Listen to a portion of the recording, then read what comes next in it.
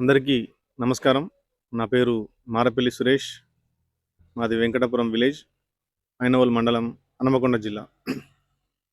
నేను కాంగ్రెస్ పార్టీ బలపరిచిన సర్పంచ్ అభ్యర్థిగా ఈరోజు నిల్చోవడం జరిగింది. పెద్దలు కడియం శ్రీహరి గారి సహకారంతో, ఆశీర్వాదంతో, కట్ట మనోజ్ రెడ్డి గారి సహకారంతో ఈరోజు కాంగ్రెస్ పార్టీ అభ్యర్థిగా నేను బరిలో నిల్చోవడం జరిగింది. నేను గత 2 పర్యాలు వార్డు మెంబర్గా ఈ గ్రామానికి సేవ చేయడం జరిగింది. చదువుకున్నా కాబట్టి ప్రతి ఒక్క పనిలో, గ్రామ అభివృద్ధిలో నా వంతు సహకారం ఉన్నది అని చెప్పేసి మీ అందరికీ తెలియపరుస్తా ఉన్నా. నేను నాకున్న అనుభవంతో ఈ గ్రామాన్ని అన్ని విధాల అభివృద్ధి పదంలో నడిపించడానికి కృషి చేస్తానని చెప్పేసి తెలియపరుస్తా ఉన్నా. నేను ఈ యొక్క వెంకటాపూర్ గ్రామంలో ఏవైతే పనులు జరిగాయో ఆ యొక్క పనులన్నింటిలో నా యొక్క కృషి ఉన్నదని చెప్పేసి తెలియపరుస్తా ఉన్నాను.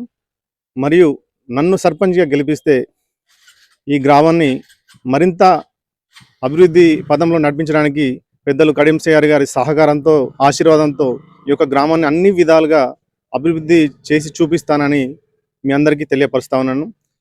ఈ యొక్క గ్రామంలో కొన్ని సమస్యలు, చాలా మటుకు సమస్యలు కూడా ఉన్నాయి. ఒకటి, ఎస్సీ కాలనీ నుండి బొందలగడ్డ అని అంటారు, శ్మశాన వాటికి వరకు ఒక సీసీ రోడ్డు నిర్మాణం జరగాల్సి ఉన్నది. దానికి నా వంతు కృషిగా ఈ విషయం అంతకుముందే నేను ఎమ్మెల్యే గారికి తెలియపరచడం జరిగింది.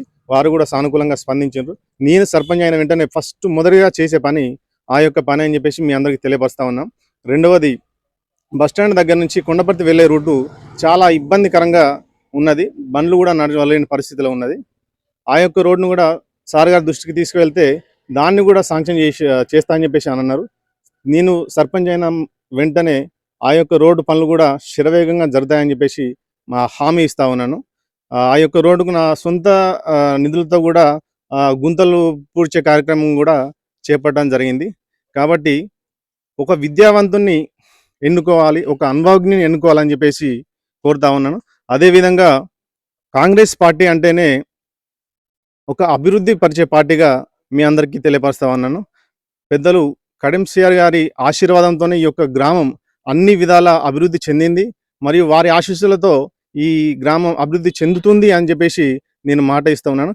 కాబట్టి చదువుకున్న వాడికి ఓటు వేయండి, అనుభవం ఉన్న వాడికి ఓటేయండి, కాంగ్రెస్ పార్టీకి ఓటు వేసి నన్ను గెలిపించాలని చెప్పేసి మనస్ఫూర్తిగా కోరుకుంటున్నాను. నమస్కారం. సమయంలో అభివృద్ధి జరిగింది చాలా తక్కువ.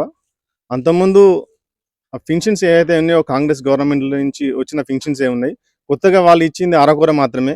ఇప్పుడు కాంగ్రెస్ గవర్నమెంట్ వచ్చిన తర్వాతనే ఫింక్షన్స్ పెంచడం జరిగింది. చాలా మటుకు మా యొక్క గ్రామంలో దాదాపు ఇప్పుడు అంతకుముందు 500, 400 ఉన్న ఫింక్షన్లు 1000 ఫింక్షన్లుగా సార్ శాంక్షన్ చేయడం జరిగింది. 1000 మందికి, దాదాపు 1000 మందికి ఈ యొక్క ఫింక్షన్ల ద్వారా లబ్ధి పొందుతూ ఉన్నారు.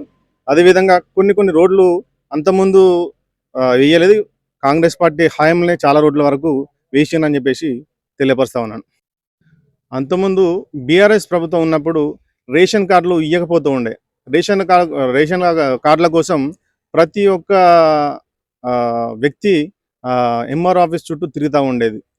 కానీ కాంగ్రెస్ పార్టీ అధికారం చేపట్టిన వెంటనే 2 సంవత్సరాల కాలంలోనే చాలామందికి రేషన్ కార్డులు ఇవ్వడం జరిగింది. కొత్త రేషన్ కార్డులు మంజూరు చేయించడం జరిగింది. అదేవిధంగా ప్రతి ఒక్క కుటుంబానికి మన భేదం లేకుండా ప్రతి ఒక్క కులానికి సన్న బియ్యం ఇచ్చే కార్యక్రమం కూడా జరుగుతూ ఉంది. ఇలాంటి కార్యక్రమాలు బీఆర్ఎస్ పార్టీలో ఎన్నడూ చేయలేదు, అభివృద్ధి కూడా జరగలేదు.